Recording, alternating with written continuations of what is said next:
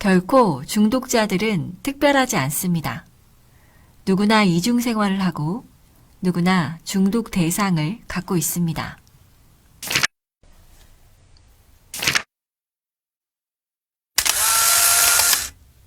밤새도록 자위기계를 만들어 놓고 다음날 아침 멘탈을 추스리며 그걸 쓰레기통에 처방한 제이콥. 코카인과 술 중독에서 미치도록 벗어나고픈 마이크. 몇 번이고 반복되는 중독과 절제의 실랑이. 어떻게 이들은 중독에서 벗어나 새로운 삶을 살 수 있었을까요? 어서오세요. 책 리뷰 숨은 맛집 은쌤 책방입니다.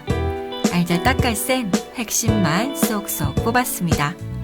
오늘 함께할 책은 스탠퍼드 대학의 중독의학 교수 애나 렘키의 도파민 네이션입니다. 도파민 네이션은 초전부터 저의 도파민을 확 터뜨려 주었는데요.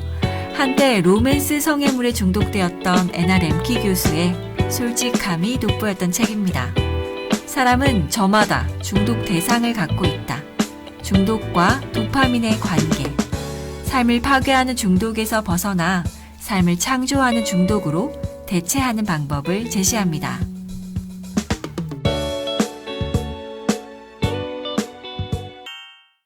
도파민 네이션에는 다양한 연구 결과와 중독자들의 사례가 담겨 있습니다. 애나 렘키 교수는 도파민 과잉 시대를 살아가는 우리에게 중독과 구속의 딜레마에서 삶의 균형을 찾는 방법을 제시합니다. 그녀의 솔직함은 진정성으로 다가옵니다. 중독자들은 어떻게 탈출할 수 있었을까요? 딱 3가지만 말씀드릴게요. 접근성의 고리를 끊어라, 고통을 관찰하라, 그리고 새로운 쾌락으로 대체하라. 어떤 대상에 중독되는데 가장 큰 위험 요소 중 하나는 그 대상에 대한 용이한 접근성입니다. 자위기계를 만드는 남자, 제이콥을 떠올려 볼까요? 제이콥은 자기 구속을 통해 절제하고 절제한 결과 성중독에서 탈출할 수 있었습니다. 첫째, 물리적 자기구속. 자위기계를 쓰레기통에 버리고 그 쓰레기통마저 버려라. 호메로스가 사이렌의 노랫소리에 현혹되지 않기 위해 자신을 돛대에 묶었던 것처럼 중독 대상을 철저히 차단시키고 거리두기를 하는 것입니다. 둘째, 순차적 자기구속. 일단위, 주단위, 월단위, 연단위 등으로 일정 기간 동안 접근을 제한하는 것입니다. 코카인을 하루에 6시간씩 무제한 접근이 허용된 쥐들은 시간이 지날수록 레버를 점점 더 많이 누르다가 결국 지치거나 죽음에 이르게 됩니다. 하지만 하루 1시간씩만 코카인에 접근한 쥐들은 수일간 일정량의 코카인에 만족했습니다. 마약을 더 달라고 레버를 누르지 않았습니다. 셋째, 범주적 자기구속.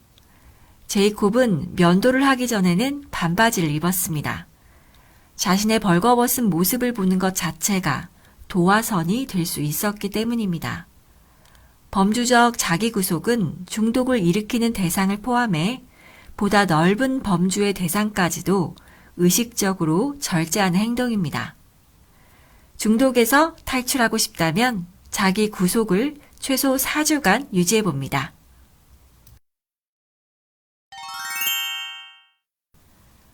우리의 뇌와 우리 자신을 새롭게 이해하는데 꼭 필요한 게 마음챙김입니다. 마음챙김은 우리의 뇌가 뭔가를 하는 동안 뭘 하고 있는지를 재지 않고 관찰하는 능력을 말합니다. 마음챙김은 특히 절제 초기 단계에서 중요한 역할을 하는데요. 로맨스 소설 중독자였던 애나 교수의 마음챙김 이야기를 들려드릴게요. 나는 로맨스 소설에 대한 집착을 버렸을 때 처음 몇 주 동안 실존적 공포에 시달렸다. 보통 밤에는 책이나 다른 오락거리에 빠져 있었는데 그 시간에 두 손을 배 위에 포개 놓고 소파 위에 누워 쉬려다가 두려움만 잔뜩 느끼게 되었다. 내 평범한 일상에서 그렇게 사소해 보이는 변화 하나가 그토록 심한 불안감을 줄 수 있다는 사실이 놀라웠다. 그러나 시간이 흐르고 연습을 계속하면서 내 정신적 경계가 점차 느슨해지고 의식의 문이 열리는 경험을 했다. 현재 순간으로부터 나 자신을 계속 벗어나게 할 필요가 없음을, 그 안에 살면서 그것을 견딜 수 있음을 깨닫게 되었다. 우리가 중독 대상에서 탈피하려고 도파민 사용을 멈추면 처음엔 고통스러운 생각, 감정, 감각들이 몰려듭니다. 이때 고통스러운 감정에서 벗어나려고 하지 말고 이를 인내하고 받아들이라는 것이 마음 챙김의 가르침입니다. 그 고통을 그대로 두고 멀리서 관찰해 봅니다.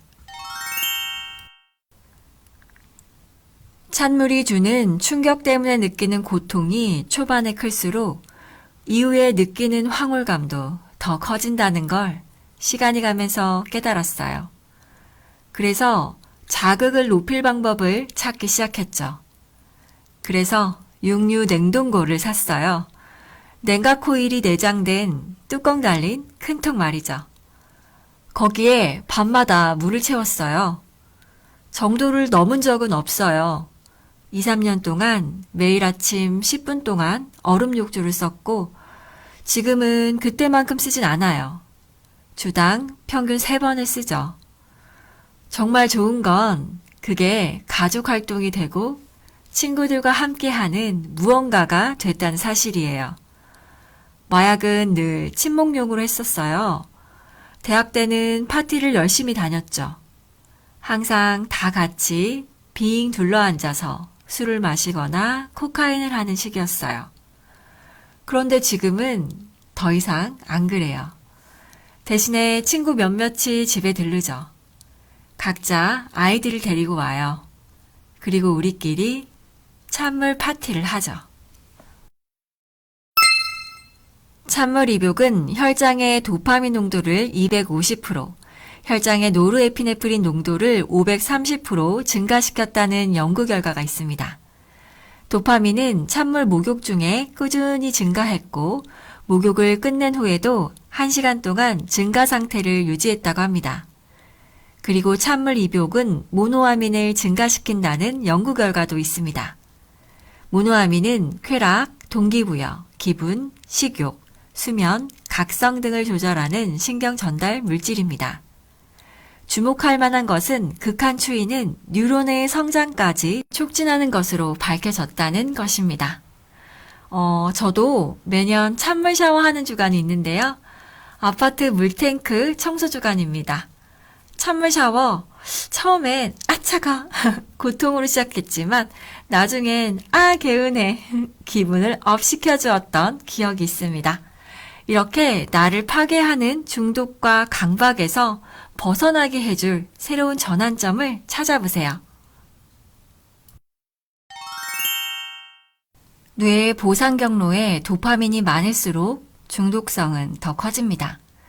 도파민의 발견과 더불어 지난 한 세기 동안 신경과학 분야에서 손꼽히는 획기적인 발견 중 하나는 뇌가 쾌락과 고통을 같은 곳에서 처리한다는 사실입니다. 쾌락과 고통은 저울 양 끝에 놓인 추와 같습니다. 이 책은 뇌가 쾌락과 고통을 어떻게 이해하고 처리하는지를 신경과학과 뇌과학을 기반으로 설명합니다. 이 여정을 따라가다 보면 쾌락과 고통 사이에서 더 좋은, 더 건강한 균형점을 발견할 수 있을 겁니다. 쾌락 과잉 시대에서 균형 찾기, 도파민 네이션. 이제 그 고통을 마주하길 바랍니다. 분명한 건 지금 내 삶을 파괴하고 있는 그 중독에서 탈출할 수 있다는 것입니다. 그리고 우리는 새로운 삶을 창조할 수 있습니다. 이 책을 통해 내가 진정 바라는 삶에 대해 진솔히 생각해보는 시간을 가져보길 바랍니다. 나꾸미 여러분, 긴 시간 함께 해주셔서 감사합니다. 함께한 기념으로 좋아요, 구독 꾹 눌러주시고요. 저는 다음에 또 좋은 책으로 찾아뵐게요. 안녕.